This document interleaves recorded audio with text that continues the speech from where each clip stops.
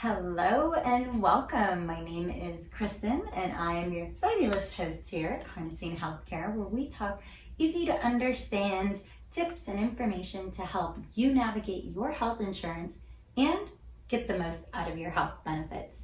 So I want to thank you for joining us today, and I have by special request been asked to kind of give a little mini tour of the background that you see here. To me, I just thought it was a good spot to park myself and start filming these videos, but people started inquiring about what some of this may represent, and I would be lying if I said it didn't represent something in relation to harnessing healthcare. So I decided I'd just take a moment and kind of explain what my thought process was, and without further ado, we'll go ahead and get started. So I want to start with the quote that's very prominent back here. It says, "When I is replaced by we, even illness becomes wellness." And I think that is so important, and it's kind of that underlying theme of harnessing healthcare. It's that, when we work alone, we can't get very far. We don't have all the information. But as a community, we can share what we know, we can crowdsource what we know, and together we can do this. And so I think it really stands for everything that harnessing healthcare stands for. So I really like that. I also kind of like the little image there of the two people holding hands. I think it really just evokes kind of almost like an emotional response in relation to that quote. So for a long time, I didn't really know whether that was a quote, a Chinese proverb, where it came from. And then one day I thought, maybe I'll just Google it. Let me figure out where it came from because I'm curious. And it turns out it's actually a quote from Malcolm X. And if you were not very familiar with Malcolm X, he actually was a big part of the civil rights movement, but he is also fairly controversial as well. This is not meant to be controversial. I really just loved the quote. I loved what it stood for. So for me, that's why it's there. Also, I don't know how well this actually gets picked up or even noticed by some of you. This is actually an official replica of the charging bull on Wall Street. And there's so many reasons that I've actually selected that as kind of something in the background that resonates. I should kind of take a moment to say there's a reason I chose all these things, and it's not just to entertain you as viewers, but because I have to go through and edit all these videos and I spend a lot of time looking at it, it's meant to also remind me of my purpose and why I'm doing this. And so that's why so much of this is what I want it to be, of course. So in reference to the charging bull, for those of you that are not familiar, it's actually in New York. And I actually looked up some information because I thought it was pretty interesting relating to the bull, because there's a lot of kind of different ideas of what the bull actually symbolizes. So I wanted to kind of actually give you some real information from research to kind of illustrate what the artist's intentions were and then how it might have evolved over time. So the bull is actually a symbol of aggressive financial optimism and prosperity, according to Wikipedia. And according to Investopedia, the charging bull represents the courage and can-do spirit of Americans and New Yorkers in particular. In a melting pot of backgrounds and experiences, the artist, Arturo Di Morica, I do apologize if I said that incorrectly, installed the bull as an antidote to the causes of the 1987 Wall Street crash. And those were privilege, greed, and excess, okay? He believed the statue's representation of resilience and courage was a model of integrity. And I think that is a good underlying theme of how I feel about what I'm trying to do with the health insurance education movement that I'm working toward right now. So I think it's the perfect mascot in that respect. But then there's also this added layer. So that the actual bull in New York was installed in 1989, so like a couple of years after the 1987 stock market crash. But with that, gosh, just a few years ago, a new statue was erected that was unrelated to the bull, and it was called the Fearless Girl. And it was another bronze statue, and it was of a young girl with her hands on her hips, like staring down the bull, like, you don't scare me, because the bull, I don't know if you've ever seen like the actual bull, he looks really aggressive and looks like he's taken a corner, and he's very cool looking. He's really cool looking. And I think with that Fearless Girl, they were really trying to send a message about workplace gender diversity and encourage companies to recruit women to their boards. The artist of the Fearless Girl was Kristen Visbal, and this was information straight from Wikipedia again. According to artcritique.com, there was a little bit of kind of contention relating to the two different statues. So Demodica, who actually was the artist of the bull, and his legal team further argued that while the Fearless Girl sheds light on the gender and pay gap on Wall Street, it alters the originally positive message of the charging bull without Demodica's permission, violating the artist's legal rights. So I see what he's saying. You know, this was really meant to represent positive, what was it again? It was aggressive financial optimism and prosperity. So it was really a symbol of good things and good intent. So with this girl staring it down, it kind of changed that idea. But to kind of sidebar for a second, when it comes to art, the artist doesn't really get to dictate, in my opinion, how the person viewing their art actually receives that art. So, you know, that may have been his intent, but if the idea over time changed, you know, I just think that's kind of a little silly, but I also do understand the artist's perspective. I mean, they put this statue down right in front of his work of art, utilizing his work of art to kind of become almost a part of theirs. If they just stuck a statue out there, it wouldn't mean the same, but they stuck a statue in front of a statue and played off of it. And so that was kind of the artist Demodica's kind of take on that. So I kind of get it, I do. But in both ways, I still love the messages. I love the positive message of the bull, but I also love that message of the Fearless Girl staring down the bull from like an artistic point of view.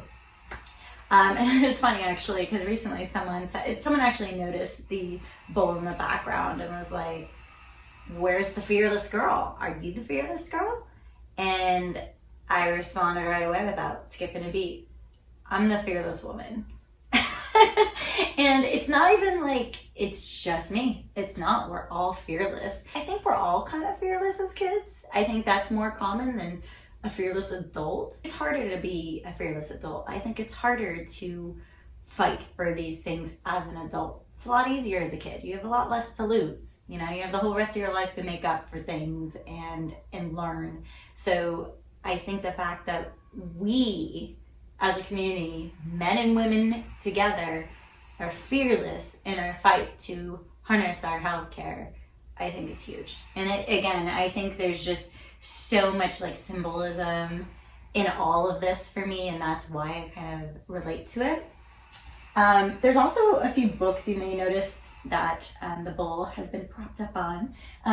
The red, you will see a lot of that red color throughout the branding that I use with Harnessing Healthcare. I just think that color red is really empowering and powerful, and really kind of speaks to the psychology underneath what it is we're trying to do here. So I like to sprinkle in that red throughout, and so that was partly why I wanted the red book on top. But you may notice some of the titles, and I tried to choose them based on the cool titles that I liked. At some point I will be reviewing all these books, and I actually have more, and just going through and letting you know if they're worth purchasing, if they're not, if they're helpful for any particular thing. I think I have a couple books on Medicare here. This one's Insurance Made Easy.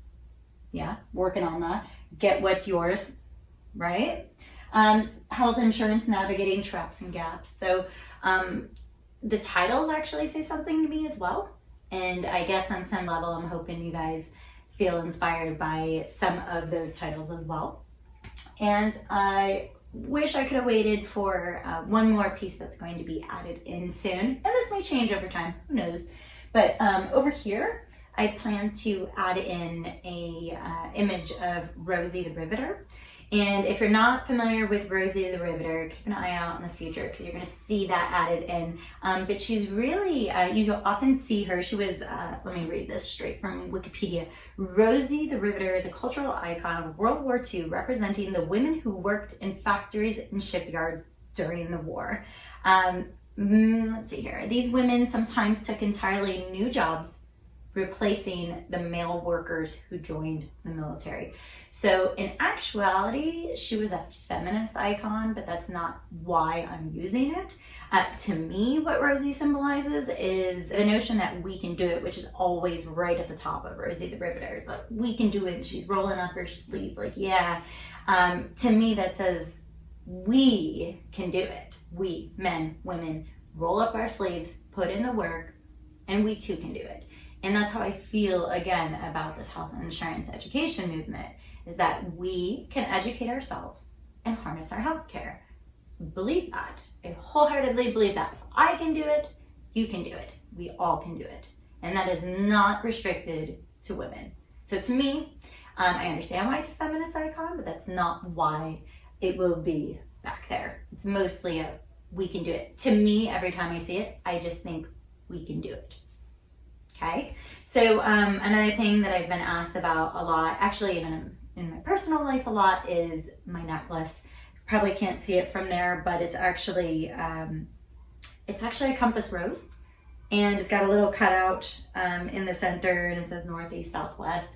To me, that is symbolizing this mission of navigating.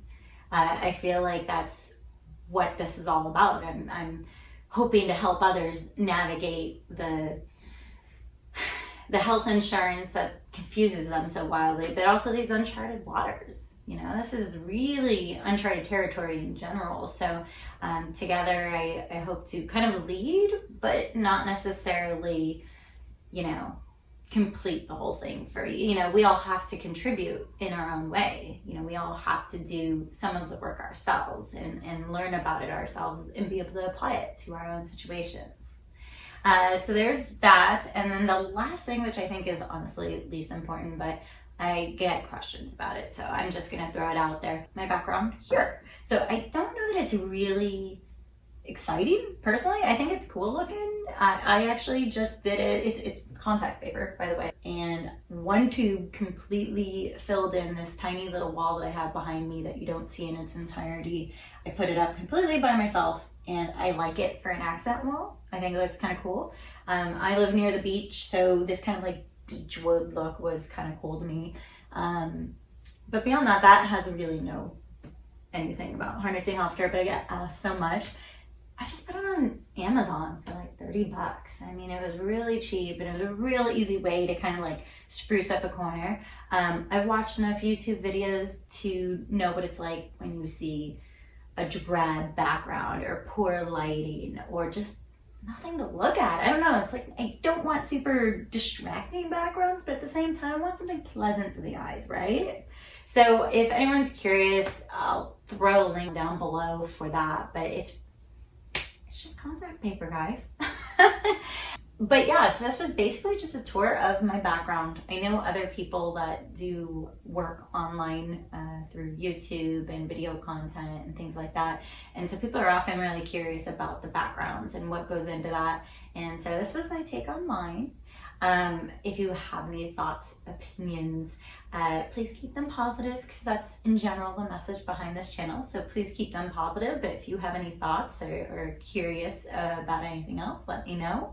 But for the most part, these are kind of the standard things you're going to see here and here on, I should say. And again, I'll be adding Rosie the Riveter in there and hoping it's not so controversial that it causes problems. But even if it does, I don't care. My channel. I get to put what I want in the background.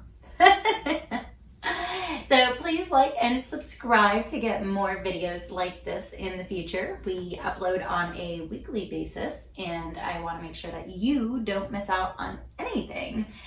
You can also find community support for your own specific situation on the Harnessing Healthcare Facebook page, and also at our Instagram page at harnessing_healthcare.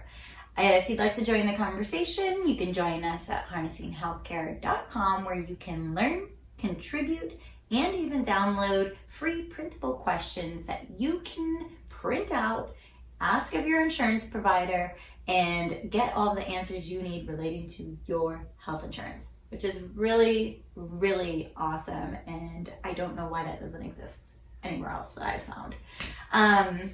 So there's a lot of really great things out there for you guys. All links today from the video are going to be down below. Really much in the way of links. I know I've got this, might cite a few sources, things of that nature. But till next time, stay strong, harness on.